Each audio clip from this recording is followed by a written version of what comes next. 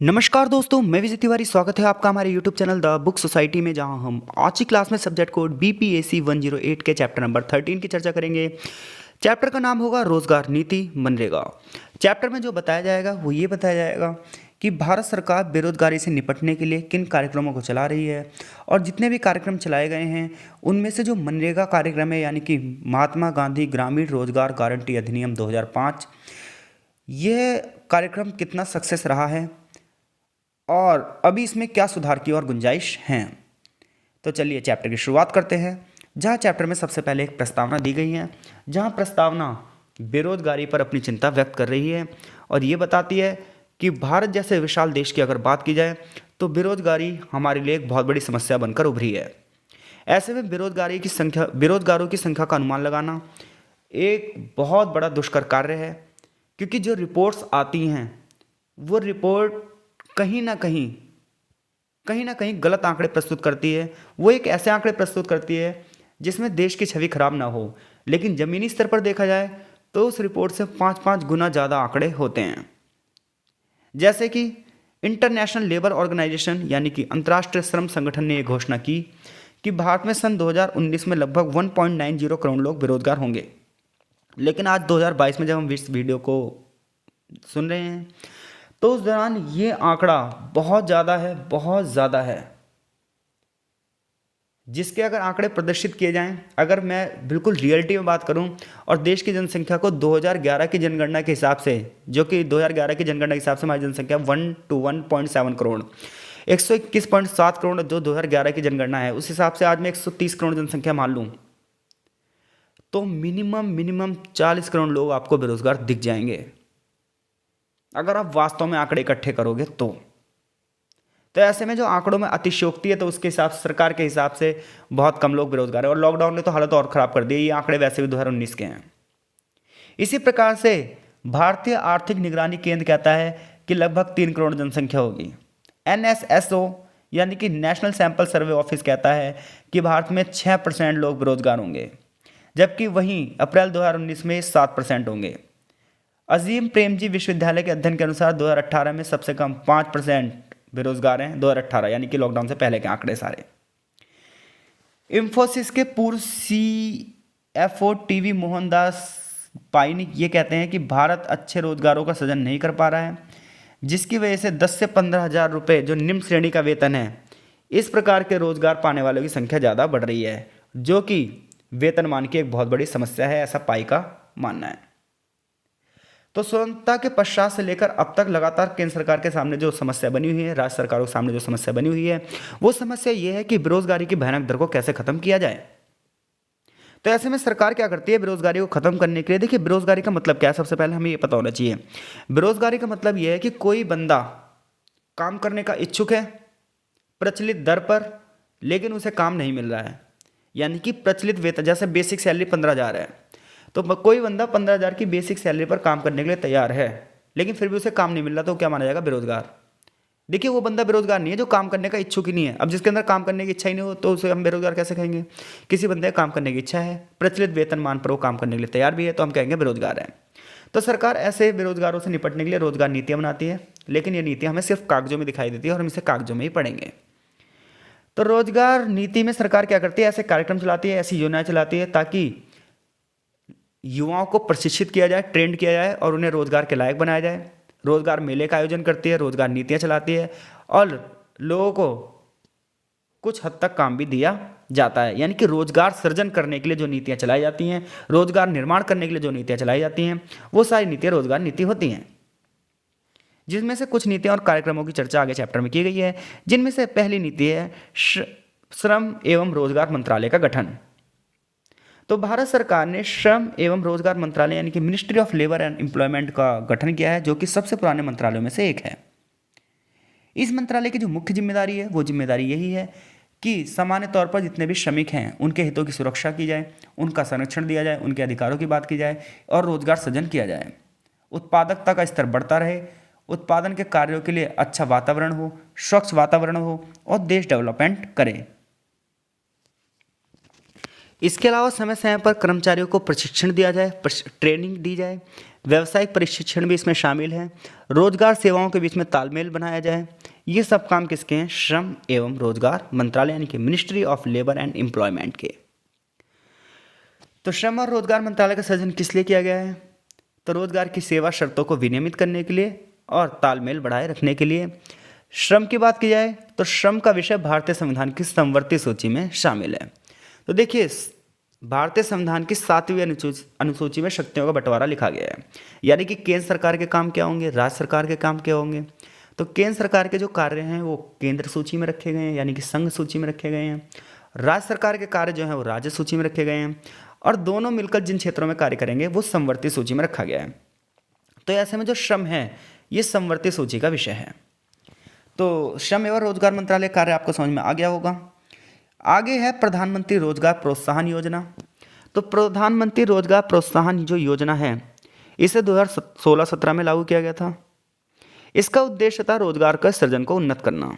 इस योजना के अंतर्गत भारत सरकार कर्मचारी जो पेंशन योजना थी, इसमें ये कहा गया कि जितने भी बंदे अब जो नए कर्मचारी लगे हैं इन्हें क्या होगा, ईपीएफओ में इनको रजिस्ट्रेट करवाया जाएगा, और 33% अपने वेतन का जो मामला होगा इनके वहाँ पे भरा जाएगा, और फिर एंड में इनको उसी में से पैसे दिए जाएंगे। जिसका आज विरोध भी हो रहा है। कांग्रेस कह रही है कि 2024 के चुनाव में अपन क्या करेंगे, दोबारा से जो पुरानी पेंशन योजना थी उसे लागू करेंगे, जो नई पेंशन योजना है ये बेकार है। तो प्रधानमंत्री रोजगार प्रोत्साहन योजना देने के लिए ये एम्प्लॉयमेंट पेंशन स्कीम शुरू की गई थी। इसके अलावा इसमें प्रधानमंत्री रोजगार प्रोत्साहन योजना की जो बेसिक सैलरी वो 15,000 रुपये है, और जो 15,000 रुपये बंदे काम करते हैं उनके ऊपर ये योजना लागू नहीं होगी। उससे ऊपर जितने भी लोगों को पैसा मिलता है उन्हीं के ऊपर ये योजना लागू होगी। कौन सी? प्रधानमंत्री रोजगार प्रोत्साहन योजना। तीसरा है कि जो बाल श्रम है यानी कि जो बाल मजदूरी है उसे पूरी तरीके से प्रोहिबिटेड कर दिया गया है। बाल श्रम पर पूरी तरीके से रोक लगाने की बात की गई है। तो बाल श्रम प्रतिषेध जो अधिनियम है इसे 2016 में संशोधन किया गया, और ये कहा गया कि 2014 साल से उम्र की जितने भी कम के बच्चे हैं वो उनके ऊपर पूर्ण रूप से प्रतिबंध लगा दिया गया कि वो सारे बच्चे अब काम नहीं करेंगे। उनके लिए निःशुल्क और अनिवार्य शिक्षा है जो कि 2009 के एक्ट के माध्यम से दी गई थी। तो हर एक माता पिता अपने बच्चों को स्कूल भेजें और बाल श्रम ना होने दें। तो इसके लिए 2016 में संशोधन किया गया है। इस अधिनियम में ये शामिल किया गया है कि किशोरों को रोजगार में शामिल होने के लिए निषेध है। जहाँ पर जोखिमपूर्ण धंधे हैं या संसाधनों का कार्य करवाया जाता है या खतरनाक कार्यों में जो बच्चों का इस्तेमाल किया जाता है, अगर ऐसा किसी ने किया तो आर्थिक रूप से जुर्माना या दंड भी दिया जाएगा। इस अधिनियम का वैसे जो उद्देश्य है वो यही है कि बाल श्रम को खत्म किया जाए और बच्चों को शिक्षा दी जाए, ताकि भविष्य में उनका जीवन का सार जो हो वो सुख और प्रसन्नतापूर्वक हो। तीसरी बात है प्रधानमंत्री कौशल विकास योजना। प्रधानमंत्री कौशल विकास योजना यानी कि PMKVY, यह कौशल विकास और उद्यमी मंत्रालय द्वारा चलाया जा रहा है। इसमें सरकार क्या कर रही है, किशोरों में कौशल को बढ़ावा दे रही है, तकनीकी चीज़ें उन्हें सिखा रही है, ताकि आने वाले समय में जो डिजिटल क्रांति है उसके लक्ष्य को पूरा किया जा सके और युवाओं को कुशल बनाया जा सके। इसका आरंभ सन 2015 में हुआ था। एक है प्रधानमंत्री युवा योजना। इसमें क्या है, उद्यम शिक्षा और प्रशिक्षण पर केंद्र प्रायोजित ये योजना है। इसमें छोटे छोटे उद्योगों से संबंधित जो MSME हैं उनसे रिलेटेड जानकारियाँ दी जाती है। सन 2016 में कौशल विकास और उद्यमी मंत्रालय द्वारा ये परियोजना शुरू की गई थी। इस योजना के पीछे उद्देश्य था कि जो बिजनेस शिक्षा है उसे बढ़ावा दिया जा सके, स्किल डेवलपमेंट को बढ़ावा दिया जा सके, इंटर्नशिप के माध्यम से बच्चों को ट्रेनिंग दी जा सके। 2016-17 से 2020-21 के बीच में 7 लाख विद्यार्थियों को शामिल करना इसका लक्ष्य है। अगला है ग्रामीण स्वरोजगार प्रशिक्षण संस्थान। तो केंद्र सरकार द्वारा यह निर्णय लिया गया कि देश के प्रत्येक जिले में ग्रामीण स्वरोजगार प्रशिक्षण संस्थान यानी कि rural self employment training institute की स्थापना की जाए, ताकि ग्रामीण बच्चों को पहले से ही रोजगार के लिए प्रशिक्षित किया जाए। इसके लिए भारत सरकार ने क्या करा, कर्मचारी की स्थापना के लिए 1 करोड़ रुपए की सहायता दी है। इसके अतिरिक्त ग्रामीण जितने भी गरीब हैं, जितने भी विद्यार्थी हैं, उन सभी को ट्रेन करके और बाद में उन्हीं से इस पैसे को वसूलना है। राज्य सरकार निःशुल्क भूमि उपलब्ध करवाएगी और सामान्य शुल्क पर भूमि आवंटित करेगी जहां पर ये प्रशिक्षण केंद्र स्थापित किए जाएंगे। इसकी जिम्मेदारी बैंकों की होगी। प्रत्येक ग्रामीण स्वरोजगार प्रशिक्षण संस्थान से आशा की जाती है कि वे जिस क्षेत्र में रहते हैं वहां रहने वाले युवाओं को कम से कम 750 गरीब युवाओं को प्रशिक्षण दें। ये 1 से लेकर 6 हफ्ते तक चलता है भाई कार्यक्रम। वर्तमान में देश में ग्रामीण स्वरोजगार प्रशिक्षण संस्थान अपना प्रशिक्षण देने का कार्य पूरा कर रहा है। तो अब तक अगर हम बात करें रोजगार नीतियों की, तो अगर क्वेश्चन आता है रोजगार नीति से आप क्या समझते हैं, भारत सरकार द्वारा चलाई गई कुछ प्रमुख नीतियों का उल्लेख कीजिए। तो श्रम और रोजगार मंत्रालय का गठन किया गया है, ग्रामीण रोजगार प्रोत्साहन योजना चलाई गई है, बाल श्रम को निषेध किया गया है, प्रधानमंत्री कौशल विकास योजना को बढ़ावा दिया गया है, प्रधानमंत्री युवा योजना और ग्रामीण स्वरोजगार प्रशिक्षण संस्थान। आगे बात की गई है मनरेगा की चैप्टर में से, जो कि सबसे महत्वपूर्ण प्रश्न इस चैप्टर से बनता है। तो जब हम भारत की बात करते हैं तो हम मानते हैं कि भारत एक ग्रामीण जनसंख्या वाला देश है, जहाँ भारत के शहरों में अगर जो लोग दौड़ रहे हैं, जो भारतीय शहरों के दिल में धड़क रहे हैं, वो हैं ग्रामीण लोग। क्योंकि अगर ग्रामीण लोग शहरों में प्रवास करना बंद कर दें तो शहरों की जो चमक दमक हमें दिखाई देती है, वो चमक दमक केवल कुछ ही दिनों में धूमिल हो जाएगी। जैसे कि हमने देखा था लॉकडाउन के दौरान जब श्रमिकों का प्रवास हुआ तो उसके बाद बहुत सारे कार्य जो थे वो रुक गए। तो जब हम बात करते हैं गांव के लोगों की, यानी कि ग्रामीण भारत की बात करते हैं, तो हम ये देखते हैं कि अशिक्षा के कारण, यानी कि साक्षरता दर की कमी की वजह से वहाँ पर बेरोजगारी एक बहुत बड़ा अभिशाप बन चुका है। इसके अलावा निरंतर बढ़ती हुई जनसंख्या बेरोजगारी को नई ऊंचाइयों तक ले जा रही है। ऐसे में बहुत सारे लोग कृषि पर निर्भर हैं, लेकिन जो कृषि पर निर्भरता है वही उनके लिए क्या हो चुकी है, पूंजी के स्रोत का अभाव बन चुकी है, यानी कि उतनी उत्पादन नहीं हो पा रहा है जितने कि वो अपने घर का खर्चा चला पाएँ। ऐसे में बहुत सारे लोग दिहाड़ी मजदूरी करने के लिए क्या हो चुके हैं, मजबूर हो चुके हैं। ऐसे में सन 2005 में सरकार ने एक कार्यक्रम चलाया, महात्मा गांधी ग्रामीण रोजगार गारंटी अधिनियम, जिसके तहत ये कहा गया कि हम वर्ष में लगभग 100 दिन काम देंगे प्रत्येक परिवार में से एक व्यक्ति को, और अगर हम उसे 100 दिन काम नहीं दे पाए तो हम उसे बेरोजगारी भत्ता 100 दिनों का देंगे। ये माना गया कि इस परियोजना से कहीं ना कहीं ग्रामीण स्तर पर जो गरीबी है उसे कम करने में मदद मिलेगी, और कहीं ना कहीं साल में 100 दिन रोजगार की गारंटी से क्या होगा, मजदूर वर्ग को कुछ हद तक आर्थिक लाभ पहुंचेगा। क्योंकि जितने भी मजदूर कृषि कार्यों में लगे हुए हैं उनमें क्या होता है, फसल की बुआई और कटाई के बीच का जो समय होता है उसमें वो खाली रहते हैं। ऐसे में उन्हें अतिरिक्त आय होगी, जिसकी वजह से निर्धनता रेखा से नीचे रहने वाले लोगों को ऊपर किया जा सकता है। तो ग्रामीण रोजगार मनरेगा की बात क्या है, आपकी किताब क्या कहती है, तो महात्मा गांधी राष्ट्रीय ग्रामीण गारंटी योजना यानी कि मनरेगा की जो फुल फॉर्म है, सन 2005 में संसद से लागू होने के बाद इसे प्रस्तुत किया गया। इस अधिनियम में 100 दिन के आधार पर और वर्षा वाले क्षेत्रों में 150 दिन का रोजगार उपलब्ध करवाया जाएगा। ये अवधि वित्तीय वर्ष में लागू होगी, यानी कि 1 अप्रैल जो हमारा बजट ईयर होता है 1 अप्रैल से 31 मार्च, उसके भीतर ये मामला तय होगा, 100 दिन वाला और 150 दिन वाला। इस कार्यक्रम की निगरानी केंद्रीय ग्रामीण विकास मंत्रालय राज्य सरकार के सहयोग से करेगा। रोजगार कम होने या दुर्बलता के समय में जितने भी ऐसे लोग हैं जो गरीबी रेखा से नीचे यानी कि संवेदनशील समूह हैं, इनको ये सशक्त बनाता है, यानी कि सोशल सिक्योरिटी को बढ़ावा देता है ये प्रोग्राम। इसके साथ साथ भूमि संरक्षण, जल संरक्षण, वन रोपण, भूमि विकास और ग्रामीण मार्गों में जितने भी कार्य होंगे वो कार्य इसमें शामिल किए गए हैं। यानी कि एक ही तीर से 2 निशाने हैं, पहला निशान लोगों को रोजगार देना और दूसरा जो सिविल सोसाइटी यानी कि समाज के लिए जो ये चीज़ें जरूरी हैं उन चीज़ों को भी बढ़ावा देना। वर्तमान में महात्मा गांधी राष्ट्रीय ग्रामीण रोजगार गारंटी कार्यक्रम देश के सभी ग्रामीण क्षेत्रों में लगभग चल रहा है, जिसकी वजह से लाखों लोगों को इससे रोजगार मिल रहा है। तो ये तो हो गया इसका इंट्रोडक्शन किसका, मनरेगा का। इसकी विशेषताएं क्या है, इसकी विशेषता सबसे पहली बात तो ये है कि यह अधिनियम मजदूरी रोजगार के लिए आधारित संरचना प्रस्तुत करता है। इसमें आपको एक रजिस्ट्रेशन करवाना होगा, जिसकी वजह से आपको एक जॉब कार्ड मिलेगा, जिसमें ये पता चलेगा कि आप उस कार्ड से ये पता चलता है कि आप काम करना चाहते हैं लेकिन आपको काम नहीं मिल रहा। तो ऐसे में सरकार आपको 100 दिन काम उपलब्ध करवाएगी, और अगर वर्षा वाला क्षेत्र से आप हो तो 150 दिन सरकार आपको काम उपलब्ध करवाएगी। लेकिन अगर काम नहीं मिलता है 15 दिनों के अंदर अंदर तो आपको क्या मिलेगा, बेरोजगारी भत्ता मिलेगा। कामगार को जो रोजगार दिया जाएगा वो भी उसके क्षेत्र से 5 किलोमीटर अंदर के में ही दिया जाएगा। 5 किलोमीटर से अगर बाहर के क्षेत्र में उसे भेजा जाएगा काम करने के लिए तो उसके लिए अलग से पैसे दिए जाएंगे। इसके अलावा ये देखा गया है कि अधिनियम केंद्र रोजगार उपलब्ध कराने के लिए राज्यों को प्रोत्साहन देता है, यानी कि ये योजना केंद्र सरकार द्वारा 90% जो खर्चा है वो केंद्र सरकार करती है इसमें, और 10% खर्चा राज्य सरकार इसमें करती है। तीसरी विशेषता मनरेगा की ये है कि राज्य की भूमिका को इसमें विशेष रूप से शामिल किया गया है कि राज्य ही ये निश्चित करेगा, राज्य सूचना का अधिकार देगा, यानी कि मनरेगा के तहत जितने भी जागरूकता अभियान है वो चलाएगा, लोगों को रोजगार के बारे में बताएगा, प्रशिक्षण देगा कौन, ये सब राज्य सरकार की जिम्मेदारी होगी। पंचायतों को भी ये जिम्मेदारी दी गई है ताकि मनरेगा के प्रति पारदर्शिता बनी रहे, लोगों को कितना वेतन आया है पीछे से उस सब चीज़ों में सूचना का अधिकार रहेगा। तो इस यानी कि भ्रष्टाचार को कम करने के लिए जागरूकता अभियान की बात की गई है। इसके लिए लगातार ऑडिट भी करवाई जाएंगी, यानी कि समय समय पर अधिकारीगण आएंगे कि कितना फंड पास हुआ है, कितने लोगों को मिला है, लोगों से साक्षात्कार किए जाएंगे, संवाद किए जाएंगे, ताकि ये पता चले कि मनरेगा के तहत उन्हें लाभ मिल रहा है या नहीं मिल रहा है। इसके अलावा इसमें 1/3 हिस्सा महिलाओं के लिए रिजर्व किया गया है कि 1/3 जो जितनी भी वैकेंसी है उसमें से 1/3 महिलाओं को मिलेगी।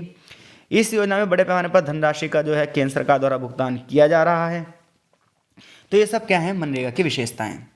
मनरेगा के तहत कार्य कैसे किए जा रहे हैं, यानी कौन कौन से काम मिलेंगे। अब ये तो है नहीं कि मनरेगा के तहत आपको डायरेक्ट IAS बना दिया जाएगा कि हाँ जी मुझे काम नहीं मिल रहा, मैं 3 साल से UPSC की तैयारी कर रहा हूँ और मुझे अब IAS बना दो ना। तो जैसा कि नाम है महात्मा गांधी ग्रामीण रोजगार गारंटी अधिनियम, तो इसमें ग्रामीण स्वच्छता, वाटरशेड, सिंचाई, बाढ़ प्रबंधन के कार्य, पशुधन से संबंधित कार्य, समुद्री तटों पर मछली पालन या अन्य समुद्री तट पर जो कार्य हो सकते हैं वो, ग्रामीण पीने के पानी की व्यवस्था करवाना, स्वच्छता से संबंधित जितने भी कार्य होंगे, ये सब ग्रामीण रोजगार गारंटी अधिनियम में दिए गए हैं कि हाँ भाई आपको ये सब काम करने पड़ेंगे। 2015 में जो आंगनबाड़ी केंद्रों की स्थापना की गई है, इसने मनरेगा में एक क्रांतिकारी परिवर्तन लाया है। मनरेगा के अंतर्गत जियो टैगिंग की बात की जाए तो ये सबसे बड़ी बात रही है। देखिए जियो टैगिंग का मतलब क्या होता है, यानी कि भू टैगिंग का मतलब क्या होता है। तो जब हम बात करते हैं भू टैगिंग की, तो यानी जियो टैगिंग के इसका मतलब होता है किसी स्थान पर जो भी कार्य हो रहा है उन सभी गतिविधियों की आप सूचना दोगे। उस समय वहीं पर खड़े होकर आप अपनी फ़ोटो खिंचवाओगे या वीडियो बनाओगे या गूगल मैप द्वारा आप बताओगे, यानी कि लाइव लोकेशन आपको अपने कार्य की देनी है। इससे ये होगा कि आप कार्यस्थल पे कार्य कर रहे नहीं कर रहे। इसलिए अभी हाल ही फिलहाल में आंगनबाड़ी जितने भी कार्यकर्ता हैं उन्हें टैब बांटे गए हैं। तो इसी प्रकार से वहाँ पर अधिकारियों की नियुक्ति की गई है, उन्हें क्या करा गया है, टैब बांटे गए हैं ताकि वो जहाँ पर भी बंदा जो कार्य कर रहा है उसकी वहीं से फ़ोटो करें, वहाँ पे जिस क्षेत्र की स्थिति है उस क्षेत्र के बारे में पता चल पाए, उस क्षेत्र को सुधारने के लिए और क्या किया जा सकता है, इस यानी कि लाइव लोकेशन प्राप्त करना जियो टैगिंग, भू टैगिंग। तो जियो टैगिंग यह एक मेटा डेटा की भौगोलिक पहचान है जिस ये वेबसाइट के रूप में कार्य करता है। मनरेगा के मामले में इस कार्य के तहत संपत्ति उत्पन्न करने पर स्थान की विशेष सूचना प्राप्त करने के लिए प्रयोगकर्ताओं की सहायता प्रदान करती है। इसका प्रयोग 1 सितंबर 2016 से हुआ है और हिमाचल प्रदेश का कांगड़ा जिला पहला क्षेत्र है जहां पर जियो टैगिंग का यूज़ किया गया। जियो टैगिंग के माध्यम से जितनी भी संपत्तियों के बारे में पता चला है उसमें कितनी जल संरचनाओं को बढ़ावा मिला है, यानी कि कितने तालाबों का निर्माण हुआ है, जल इकट्ठा यानी कि पानी बचाने के लिए कितनी संरचनाएं बनाई गई हैं, कितने पौधे रोपित किए गए हैं, कितनी ग्रामीण संरचना को बढ़ावा मिला है, बाढ़ नियंत्रण उपाय से संबंधित जो योजनाएं थी किस स्तर पर लागू हुई हैं, सस्टेनेबल डेवलपमेंट, व्यक्तिगत संपत्तियां, सामुदायिक संरचनाएं कितनी बढ़ी हैं, ये सब जियो टैगिंग से हमें पता चला है। आगे बात की जाए तो मनरेगा का मूल्यांकन है। तो मनरेगा का जब हम मूल्यांकन करते हैं तो इसके बारे में कुछ लोग पक्ष में और कुछ लोग विपक्ष में राय देते हैं। जैसे कि कैग यानी कि भारत का नियंत्रक और महालेखा जो परीक्षक है, इसने बताया कि 2007 से लेकर 2012 के बीच में 28 राज्यों और 4 केंद्र शासित प्रदेशों में 3848 ग्राम पंचायतों का लेखा परीक्षण किया गया, यानी कि ऑडिट की गई, जिससे हमें मनरेगा की कुछ गलतियां पता चली हैं। कुछ समस्याएं ये हैं कि रोजगार के स्तर में गिरावट आई है, कार्यों को पूरा करने की गति की दर बहुत कम रही है, लोगों के अंदर जागरूकता की कमी है, राज्य सरकारें कम्युनिकेशन नहीं कर रही हैं, कम्युनिकेशन का लेवल बहुत ज़्यादा कम है। तो ऐसे में भ्रष्टाचार बहुत ज़्यादा बढ़ रहा है, फंड तो जा रहा है लेकिन उस फंड का उपयोग नहीं हो रहा, ऐसा खुद कैग की रिपोर्ट में कहा गया है। लेकिन श्री जयराम रमेश जो कि केंद्रीय मंत्री थे ग्रामीण विकास मंत्रालय के, उन्होंने इस कार्यक्रम का बचाव के पक्ष में एक बयान दिया। उन्होंने कहा ये एक बहुत बड़ी परियोजना है, विश्व की सबसे बड़ी महत्वाकांक्षी परियोजना है और ये लोक कल्याण का कार्य है। तो ऐसे में इस योजना की उच्च प्रसिद्धि अपने आप में एक साक्ष्य है कि ये आज भी जरूरी है। इसी प्रकार से RK लस्कर ने भी कहा है कि इस योजना के माध्यम से गरीबी में कहीं ना कहीं कमी आ रही है और गांव से जो लोग शहरों में प्रवास करते हैं वो प्रवास की जो दर है वो भी कम हो रही है, महिलाएं सशक्त हो रही हैं और कृषि उत्पादकता में सुधार हो रहा है, जल संसाधन बढ़ रहे हैं। ये सब मनरेगा की वजह से ही हो रहा है। मनरेगा के पक्षकारों का ये कहना है कि 100 दिन नहीं लगभग 200 दिन काम मिलना चाहिए और जो प्रतिदिन का वेतन है उसमें भी बढ़ोतरी करनी चाहिए। सभी कार्ड धारकों को न्यूनतम 150 डेज काम मिलना ही चाहिए। मजदूरी विलंब जो होता है, मजदूरी में मिलने वाला जो भुगतान और जो भुगतान होता है उसमें जो देरी होती है, उस देरी से निपटने के लिए, यानी कि आज काम करवाया है 2 महीने बाद पैसे आ रहे हैं, तो वो चीज़ें नहीं होनी चाहिए। और शहरी क्षेत्रों में मनरेगा का विस्तार करना चाहिए, ऐसी बात हुई है। केंद्र सरकार ने 2018-19 का जो बजट पेश किया है, किसके लिए? मनरेगा के लिए। उसमें जो बजट राशि उसे भी बढ़ाया, जिससे पता चलता है कि मनरेगा आज भी कितना ज़्यादा जरूरी है। लेकिन फिर भी मनरेगा की आलोचनाएं की जाती हैं। और मनरेगा की आलोचना इसलिए की जाती है क्योंकि गरीबी कम होने की जगह बढ़ रही है, महंगाई बढ़ रही है, कामगारों को समय पर मजदूरी नहीं मिल रही। देश के जो सूखा पीड़ित क्षेत्र हैं वहाँ पर 100 दिनों का निश्चित काम उन्हें नहीं मिल पा रहा। इसी वजह से मनरेगा की आलोचना की जाती है। मनरेगा की कार्यप्रणाली के संबंध की बात की जाए तो इसको खर्च करने के लिए अत्यधिक धनराशि दी जाती है, लेकिन उस धनराशि को बिचौलिए खा जाते हैं, जिसके परिणामस्वरूप जो जनता है उसे उसका लाभ नहीं मिल पाता।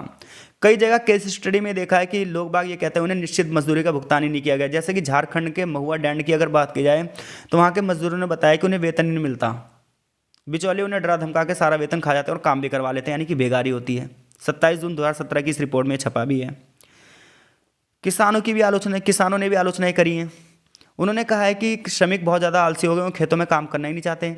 उनका कहना है कि मनरेगा में तो बिना काम किए उन्हें वेतन मिल जाएगा, तो खेतों में काम क्यों करें। तो इस तरह से खेती कार्य करवाना महंगा हो गया है, वो ज़्यादा पैसों की डिमांड करते हैं, अब वो मेहनत वाले कार्य करना ही नहीं चाहते हैं। तो इससे पता चलता है कि मनरेगा में जो गरीबों को आमदनी मिल रही है उससे गरीबों का भला होने वाला नहीं है। मनरेगा पे रॉड्री न्यूज़ ने जो अध्ययन किया है उसने ये कहा है कि स्थानीय सरकार के स्तर पे बहुत ज़्यादा इसमें भ्रष्टाचार है। पंचायतें जो हैं इसमें कम दामों पर काम करवा लेती हैं और मजदूरों से बेमतलब का पैसा ऐंठ लेती हैं। इसके अलावा जितना पैसा पीछे से आता है उतना काम करवाया नहीं जाता, उसी काम को दोहरा दोहरा कर दिखाया जाता है। तो यानी कि मनरेगा कार्यक्रम एक भ्रष्टाचार का कार्यक्रम बन चुका है, ऐसा माना जाता है। लेकिन फिर भी हम अगर लॉकडाउन की बात की जाए तो लॉकडाउन के दौरान हर राज्य की सरकार ने मनरेगा के तहत कहीं ना कहीं बड़े पैमाने पर ग्रामीण लोगों को जो बेरोजगारी भत्ता दिया, उसने कहीं ना कहीं उनके जीवन रेखा के रूप में कार्य किया है।